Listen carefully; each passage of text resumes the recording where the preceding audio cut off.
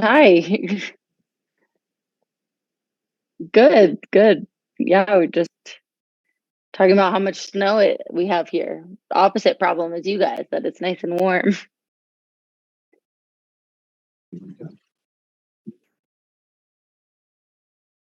Oh, it's good. It's good. I think I'm eating a little too much because, yeah, I just, uh, I'm very much enjoying myself. Are you eating all the food? I'm excited for all the seafood when I come. That's what I heard the food is pretty great. It's pretty good Good. and really cheap. Oh, nice.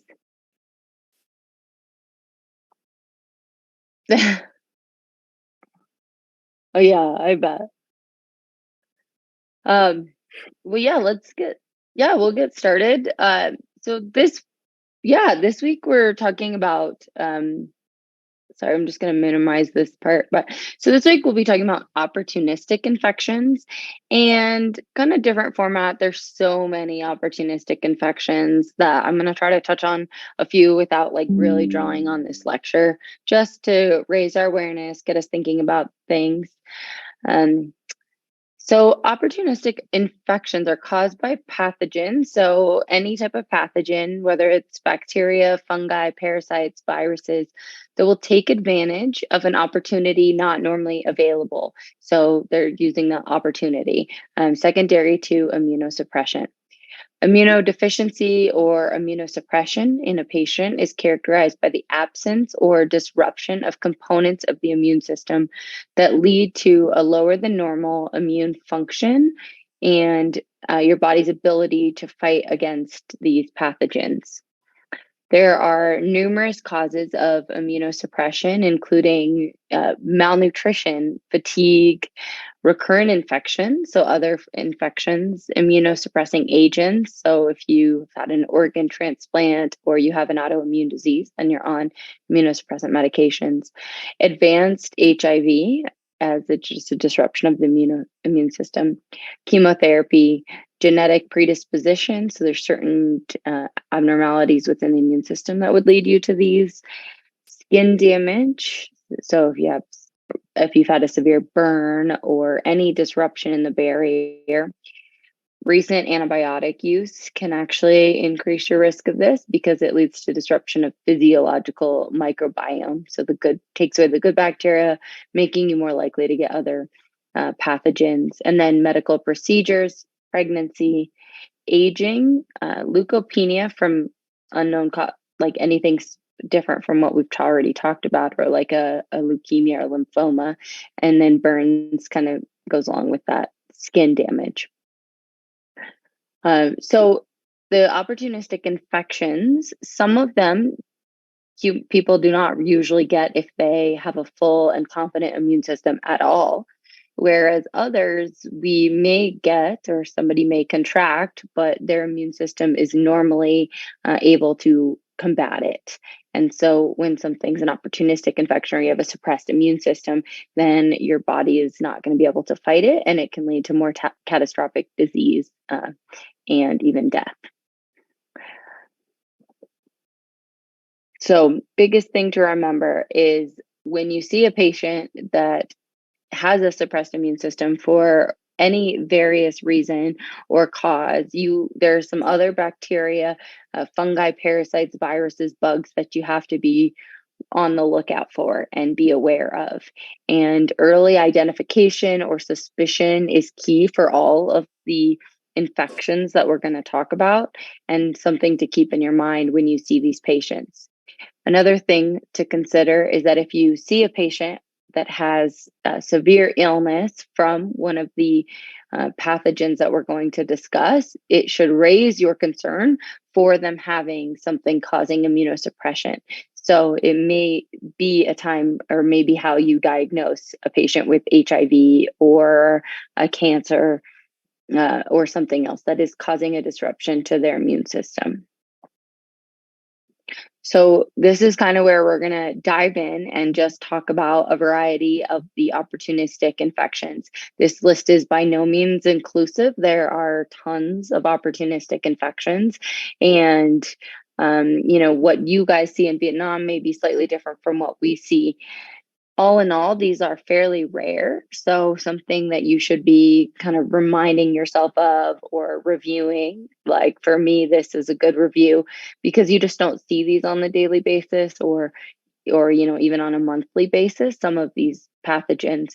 So being ready to identify them, knowing what to look for can be really helpful and can definitely save patients' lives. So Cryptococcus, Cryptococcus neoformans, it's a fungus. It will typically enter the body through inhalation or ingestion of spores found in bird droppings, can be found in the soil or dirt from the droppings. Cryptococcus usually affects the lungs or the central nervous system, so the brain and the spinal cord, but it can also affect pretty much any other organ system. More traditionally, you're going to see involvement of the brain with a meningitis or a pneumonia. So identifying this is done through an India ink stain. So it's a special type of stain, or you can also, with Cryptococcus, you can do an antigen test. We have those available here. I'm not sure what your availability yet. Sounds like I had one. So not sure what your availability is for testing, but something to be aware of if you do the India ink or the antigen testing. To do that, you need fluid. So you can do it on the blood, but more likely if you are suspicious of like a Cryptococcus pneumonia, a Cryptococcus meningitis, and you would need CSF. So you analyze the CSF with the India ink or the antigen testing. Patients that present with Cryptococcus meningitis or really other fungal meningitis, we talked about this, but just to kind of reiterate it here, is that it's going to be more of a prolonged case or course of symptoms, not as abrupt onset as bacterial meningitis. So somebody may have several days to weeks of headache, neck pain, low-grade fevers, and then flu-like illness with body aches, and runny nose, stuffy nose. Those would be your telltale symptoms. This is pretty common in patients, not common, but it will be found in patients with HIV, and then patients with status post organ transplant. So the management for cryptococcal meningitis, or when you suspect cryptococcus, is fairly long. Put them on, the initial treatment is definitely going to be amphotericin B and then flucitazine. And those are two antifungal medications. So you're going to need both of those medications. Then after that initial treatment, people will usually be on a prolonged course of antifungal medications, and this can be a long period of time. Cryptococcus, if somebody gets Cryptococcus meningitis that is HIV positive, like many of the opportunistic infections that we'll see, it would become an AIDS defining lesion. So a patient with HIV that gets Cryptococcus may be on fluconazole indefinitely. Oops, sorry. So next one we'll talk about is candidiasis. So candidiasis or candida, it can affect the skin, nails, mucous membranes throughout the body. A normal, healthy individual will have candida in all of these surfaces just normally. So the problem with getting a candidiasis or a severe infection is not developing this, it's actually getting it overgrown. So you'll have overgrowth of the candida that we would normally have. So this is kind of one of those that we'll see with HIV, and because of the immune suppressant, candida will overgrow the mouth or vagina. It can become more invasive, and you can start to have involvement into the esophagus and even the lower respiratory tract. In patients that have this severely, it can start to cause severe difficulty breathing, difficulty swallowing and eating, which makes patients even more ill and sick. The in order to identify it, what you would see is like thick white plaques in the mouth and then the oropharynx. If you were to look with a camera or get somebody to do a camera, you would look down if they had esophageal involvement and it would be there. So it's like a white plaquing. It's the diagnosis. You can scrape off samples, send it, and they can look under a microscope and confirm the diagnosis. But a lot of times it's clinical just based on what you're seeing.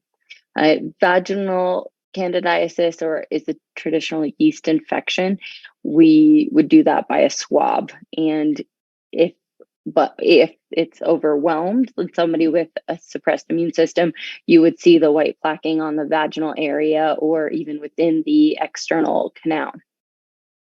The treatment for this is antifungal, typically starts with topical. So you would try topical unless it was starting to look very extensive, or it was affecting somebody's ability to like tolerate food or water or breathe or any involvement of their airway whatsoever. Then they would obviously need IV medications for these.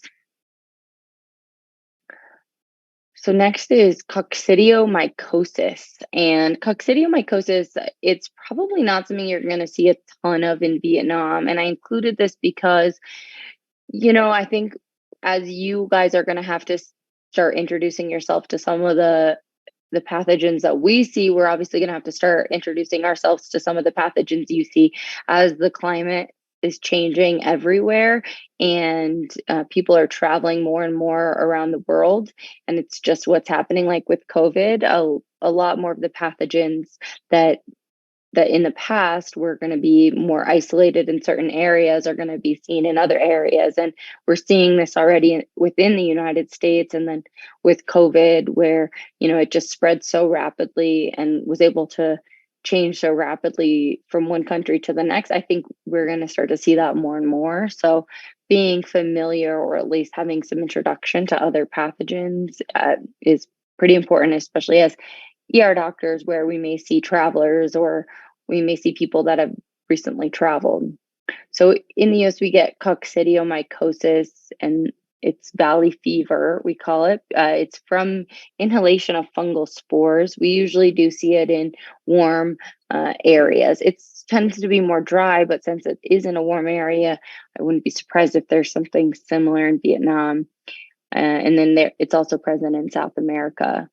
With that, you would get a fatigue, cough, fever, shortness of breath, headaches, night sweats, muscle aches, joint pain, and then a distinctive rash.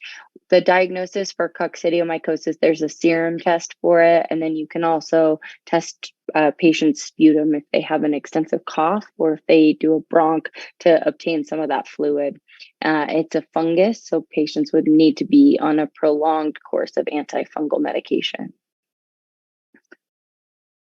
Cryptosporidiosis, is a next one. So crypto or cryptosporidiosis is a diarrheal disease. So it's a parasite.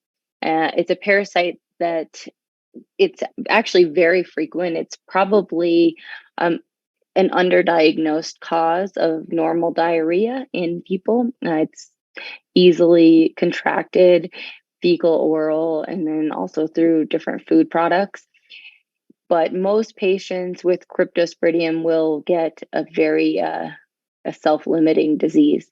You'll get some abdominal cramping, chronic or watery diarrhea. You guys know in the ER, we see this very often, and we see it here a lot, and not often it's getting tested to see what organism it is. So this could be present more often than not.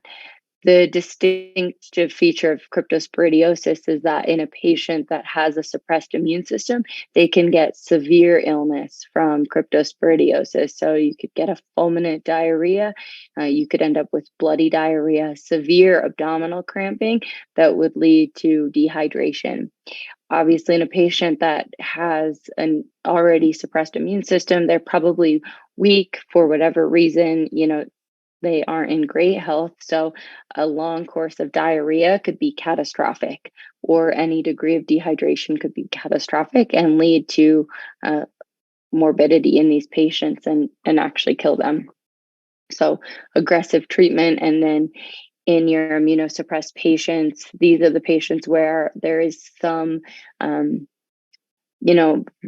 validity in doing stool samples and testing to see what type of pathogen might be causing a long course of diarrhea so that you could possibly treat it. There is a treatment for cryptosporidiosis. It's not great, but it's there. It's a course of an antipyretic medication. It's 3 days. Next is cytomegalovirus, and cytomegalovirus is another one. It's kind of an interesting virus, and I think it probably affects more than we are totally aware of. And cytomegalovirus is one of those that is coming out as being possibly causing some malignancies.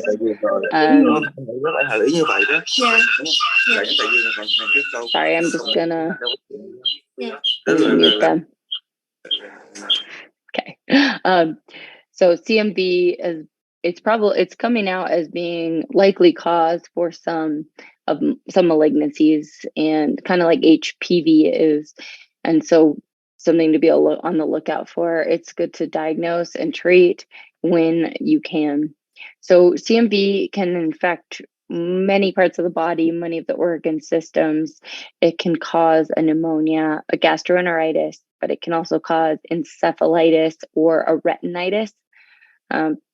People with CMV retinitis have difficulty with vision that worsens over time, and it can be considered a medical emergency because it can ultimately cause blindness. CMV retinitis is contracted just through touch. It would look, when you see the patient, it's going to look like just a severe conjunctivitis. It could have some pustulant drainage. And then if you do a dilated eye exam, there's going to be like the cotton wool spots. So some very distinct spots. If you have suspicion for CMV retinitis, you should get ophthalmology involved and have them look at this just to make sure that you're not missing it, because there is such a high likelihood of permanent damage. It's also treatable, so it's good and warrants treatment. If somebody comes that has a suppressed immune system and they have a severe eye infection, be on the lookout for this, and then be more aggressive with consultation of ophthalmology and or treatment of the CMV. You can diagnose this through looking at a stain if you're able to, and then also there's an antigen testing, and then there's PCR testing of the blood or plasma.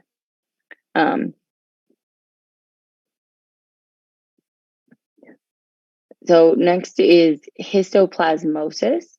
So histoplasmosis usually occurs in the lungs, and you can have symptoms like flu or pneumonia, weight loss, but you can also get a large spleen, lymphadenopathy, and then these molluscum skin lesions. So the molluscum they're almost wart-looking, clear skin-colored lesions. You will contract the disease through breathing of spores. They're found in bird or bat droppings. This is more endemic in certain parts of the United States, but again, histoplasmosis is one that you would see in various other places. If you have a regular immune system, you can contract this. Some people will present just like a similar pneumonia, and it may be an under suspected cause of community-acquired pneumonia. But if you have a suppressed immune system, you can get seriously ill with it. So you could get a severe pneumonia, but you can also get disseminated histoplasmosis, where you basically have histoplasmosis throughout the body. So it spreads, and it could be involving your lungs, lymph nodes, your CNS, and various other organs. So you're going to test through sputum, blood, or urine for histoplasmosis. And then once you're diagnosed, this is another one that will require a prolonged treatment course. And then they'll often do continuous testing with this to make sure that it's cleared. Following, we have a Kaposi sarcoma. So Kaposi sarcoma is caused by the Kaposi sarcoma herpes virus, or human herpes virus 8. It's like a collection of blood vessels that will grow as a tumor. It's a firm pink or purple spot that can be raised or flat. These were kind of distinct. These are one that is very much associated with HIV and full-blown AIDS. It was part of what helped people actually define HIV and kind of lump that it was one specific thing, because people were coming with this suppressed immune system and so many features that were unusual and rare. And then one thing that they all kind of uniquely had was a lot of them had Kaposi sarcomas, and it's such a rare thing otherwise. And that these case studies of patients coming out with them, as well as their suppressed immune system, is what drew people's attention to being like, hey, maybe this is something. So they are fairly common in patients that have low CD4 counts with HIV, and then it would be an AIDS-defying lesion. So we think of them as being external, these large masses, but they can be internal as well. So they can grow in the lungs, lymph nodes, intestines. Because it is a collection of small blood vessels, they're high risk for bleeding. So if you do have one in an organ system internally, if there's damage or injury, it can rupture and lead to massive amounts of bleeding, which can ultimately kill you. They're treated with chemo and radiation, as well as treatment and treating the immune system. Next will be Mycobacterium avium complex. So MAC, it's an infection of different types of Mycobacterium. So Mycobacterium avium, intracellular, or Canasi. They are kind of in the environment everywhere. They're in soil, dust particles. This is one where we're exposed to it constantly. If you have an intact immune system, not usually affected by it, but if your immune system is severely suppressed, then you may be more susceptible to a severe pneumonia. You can also get other symptoms like fatigue, cough, shortness of breath, hemoptysis, and then weight loss. You can end up with disseminated disease if you have that an extra suppressed immune system. So it will spread through your bacteria, and then you can end up with a bacteremia, and then it would affect any of the organ systems in the body.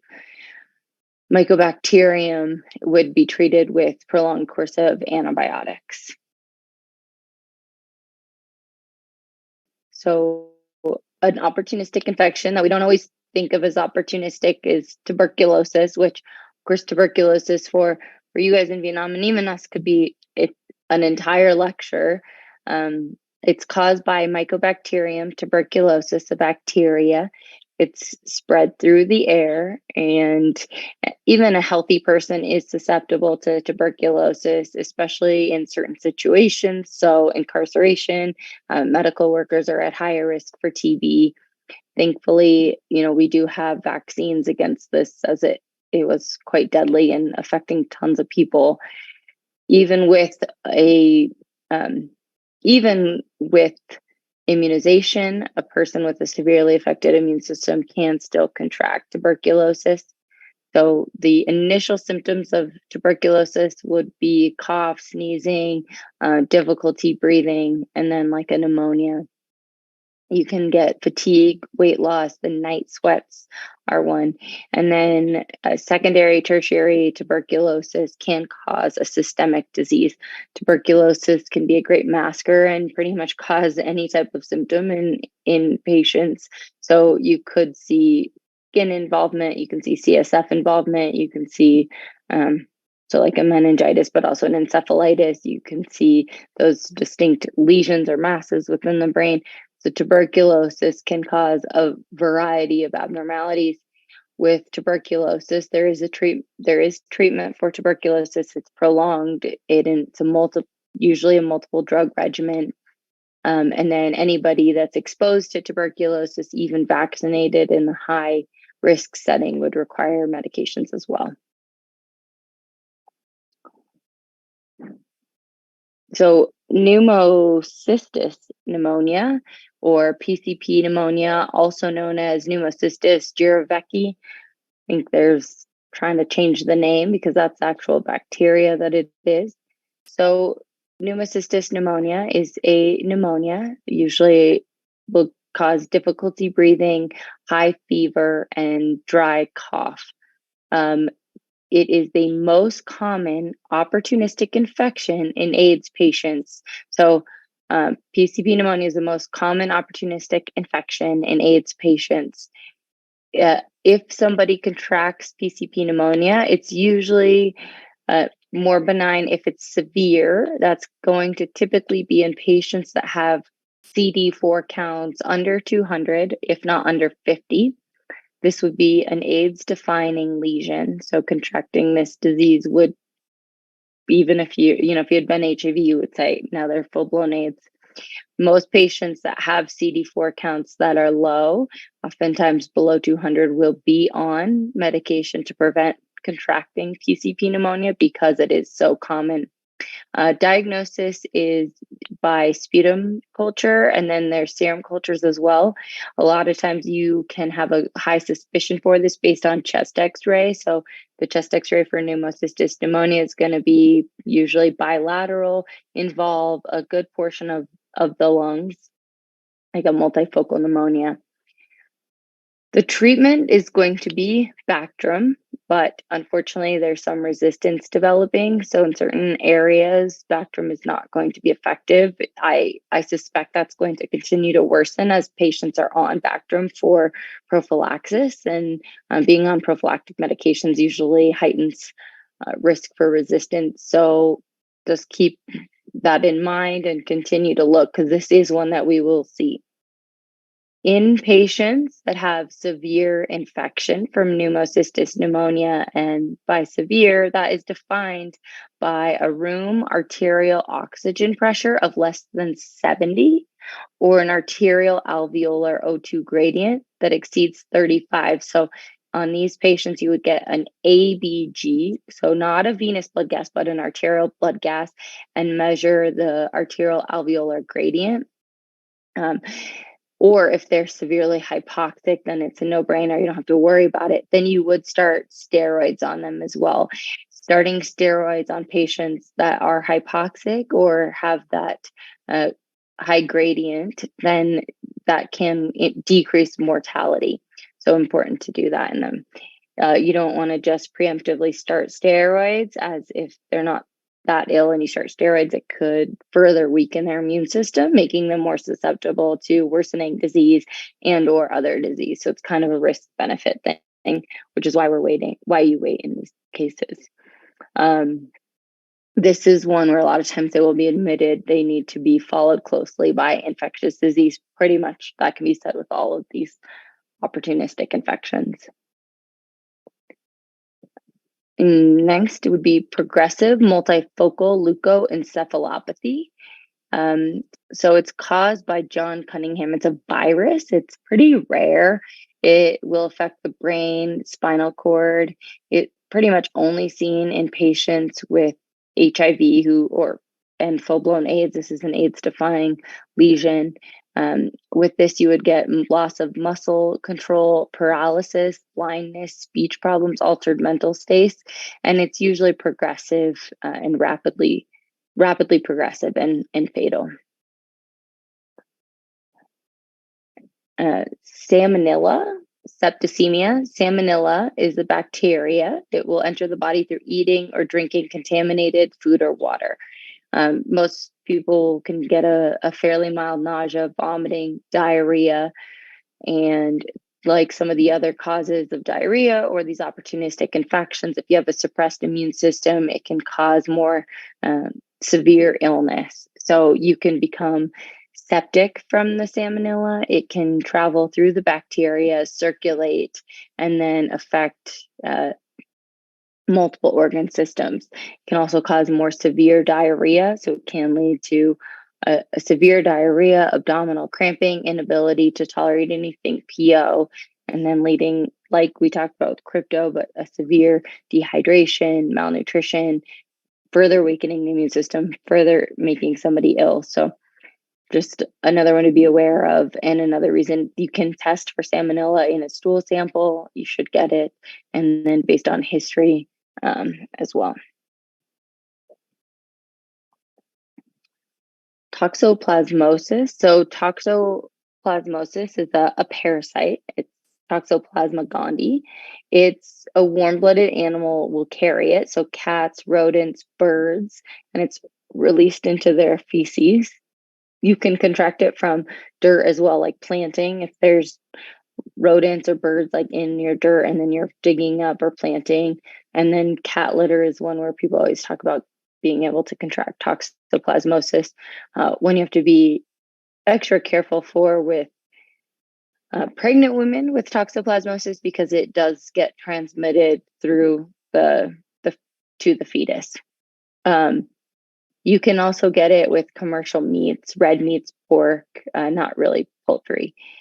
It will more likely cause infection of the lungs. You can get it in the retina of the eye, the heart, pancreas, liver, colon, testes, and then brain. So toxoplasmosis has these characteristic ring-enhancing lesions in the brain. So that's usually seen with an IV contrasted CAT scan or an MRI. So somebody that comes in that has fevers, altered mental status, headaches, if you notice any focal neurological deficits, especially if they're immunosuppressed, then you're going to get imaging. We kind of talked about this with the CSF infection, so imaging, and then you may see this. Also, just remember that toxoplasmosis, we think of it with affecting the brain, but it can affect multiple other organ systems. So in your patients that have a low immune system, be aware. And like I was just saying, it can be transmitted from mom to fetus. So if you have a patient that you're concerned for toxoplasmosis that is pregnant, which is a state of immunosuppression, you got to make sure that you're extra vigilant on testing them for that, checking for that. The treatment is sulfadiazine and permethamine. So toxoplasmosis, look for ring-enhancing lesions, and you're going to treat with sulfadiazine and permethamine. So that's kind of it. There was a lot. That's what I was saying. There's just so many, and I could have included. That was 30 minutes, and I could have included 100 more. And some of what you guys see as these opportunistic infections may be slightly different in Vietnam, but just always be aware that your patients that have a suppressed immune system, you need to be looking out for more abnormal diseases than you might in the regular patient, or be ready to understand that people that have suppressed immune system might get more sick from just kind of everyday illnesses. So go through some questions. A 23-year-old male with a past medical history of HIV, AIDS, presents with fever and headache. Brain CT scan is unremarkable, and cerebrospinal fluid results from lumbar puncture show positive India ink stain. Which of the following is the most appropriate medication at this time? A, ceftriaxone, B, vancomycin, C, acyclovir, D, itraconazole, or E, amphotericin B and flucidazine.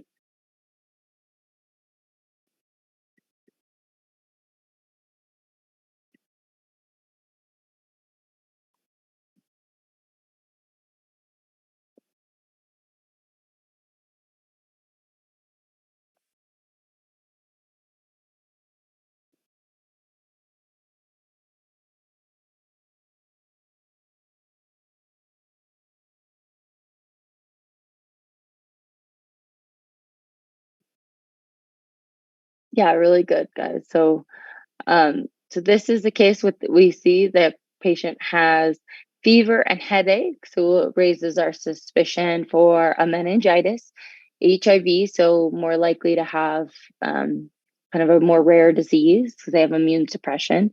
And then big thing is they have a positive India ink stain. India ink is going to identify, as Hepla said, a Cryptococcus meningitis. So they have a fungal meningitis, most likely Cryptococcus, India ink is 80% sensitive, so not 100%, 80%. The antigen will be 100% sensitive, so it's a better test if you have it available. If not, India ink, pretty good. And then especially with high suspicion, the treatment is amphotericin B and flucidazine, so double treatment and aggressive IV treatment. So good.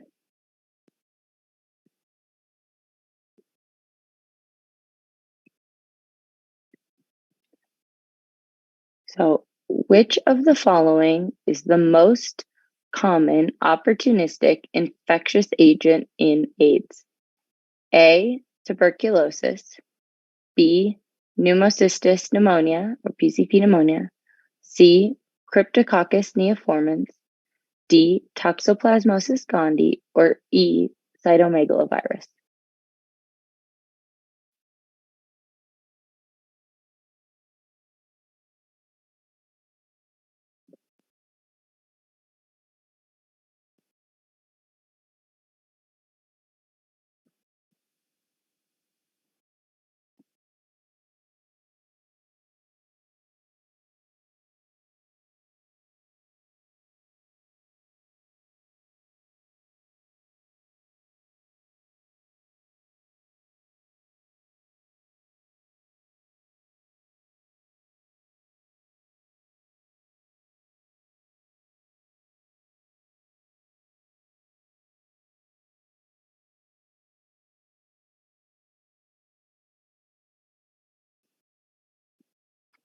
Looks like we got a little bit of a split on this one.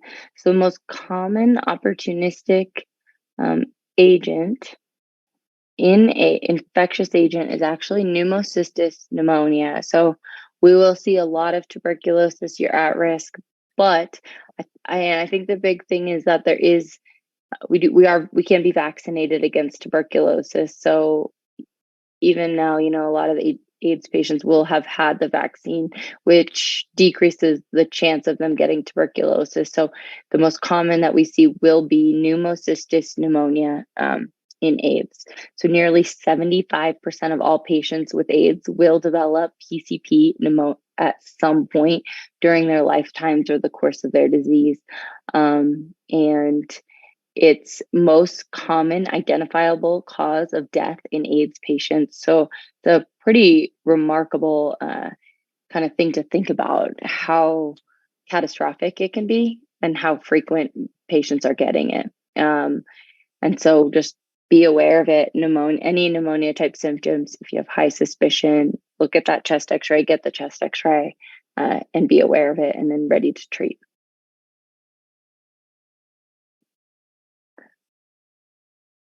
So a 34-year-old male with a history of HIV presents with headache.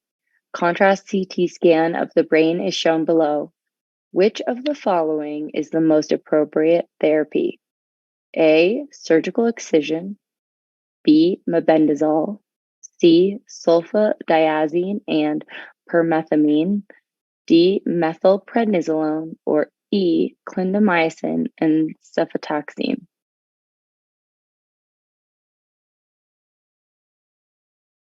And the CT is shown.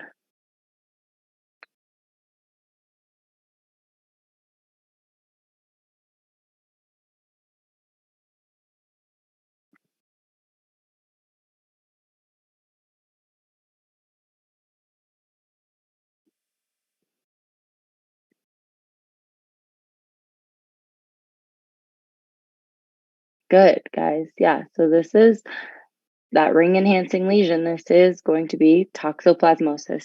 Exactly what Hepla said. So a ring enhancing lesion, that would be what that looks like, that ring enhancing lesion, just like it sounds. It looks like a ring and it's enhanced on a contrast CT. So that is pretty characteristic of toxoplasmosis.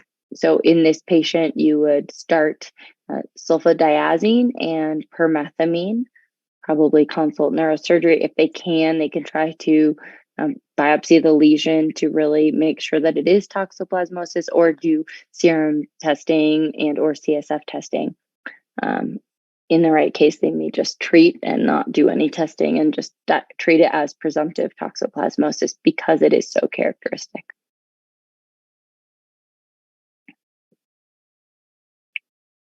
So, which of the following is true regarding extrapulmonary tuberculosis infection? A, pericarditis is a potential manifestation. B, painful lymphadenopathy is common. C, the central nervous system is typically spared. D, skeletal TB is most commonly involves the pelvis.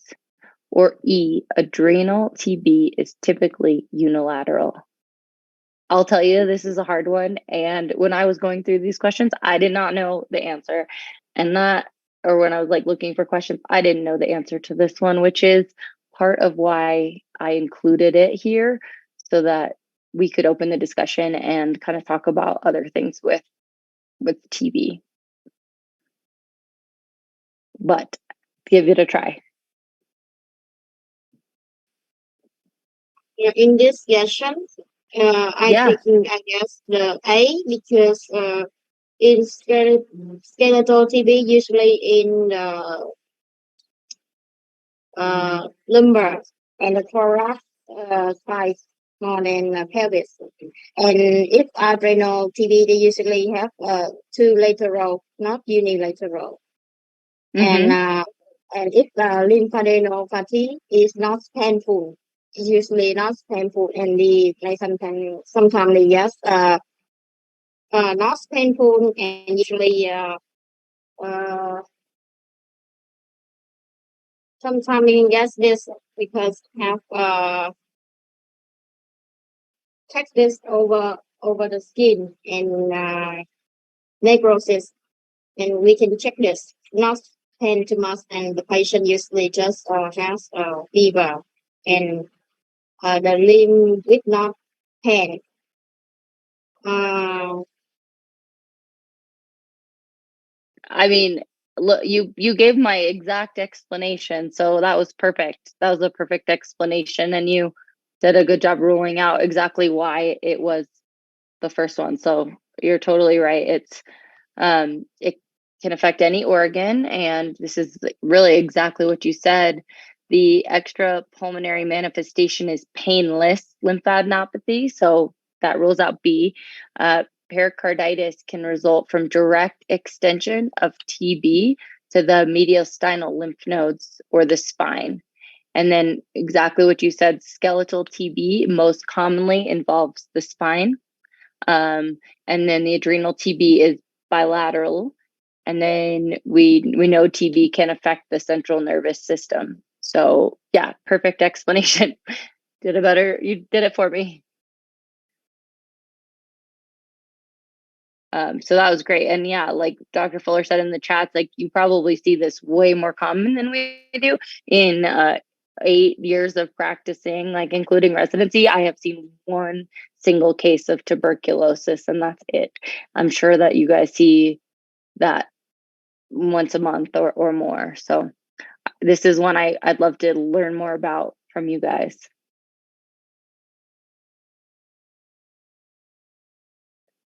And next question, a 44-year-old male with AIDS presents with chronic diarrhea, flatulence, and generalized malaise for 1 month. Which of the following is the most likely cause of his symptoms? A, Cryptosporidium, B, Campylobacter, C, Giardia lamblia, or D, E. coli?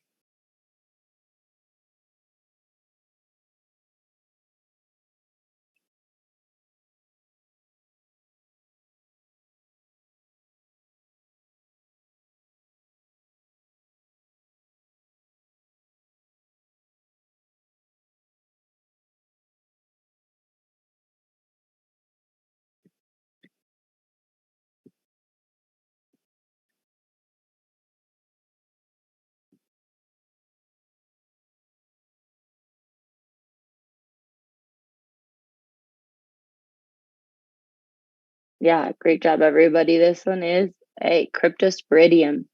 So We talked about this. Cryptosporidium is the most common cause of chronic diarrhea in AIDS patients. It's usually self-limited, very frequent in immunocompetent patients. It's actually pretty common in patients with HIV and AIDS. It is self-limited even in these patients if the CD4 count's over 180. Once that CD4 count drops below 100, you can have your body may lose its ability to fight this, and it would lead to chronic course of diarrhea.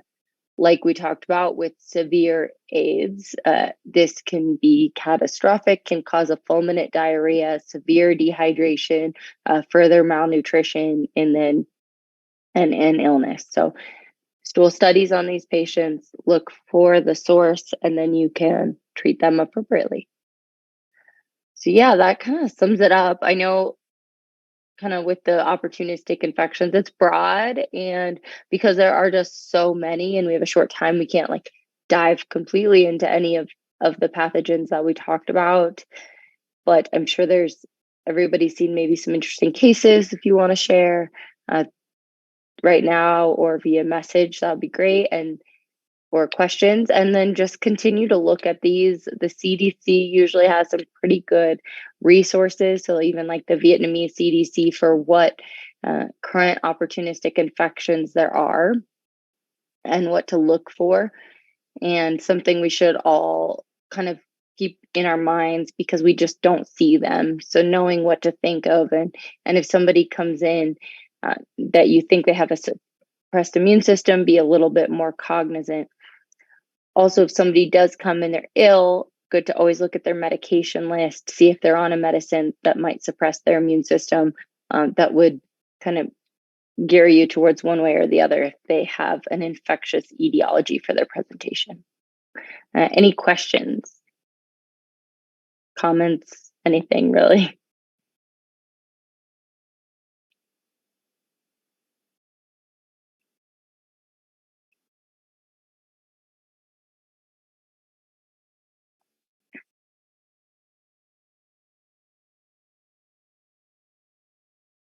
Okay. Thanks. Well, yeah, like I said, it's a lot of information, and I will at the end. I'm going to send out all the lectures and you can review any of them. And yeah, next week we'll talk. Yeah, we're going to talk about viral illnesses. I'm going to try to do not so much COVID because we've all heard enough about it. But we'll talk about some other more common viral illnesses. Yep.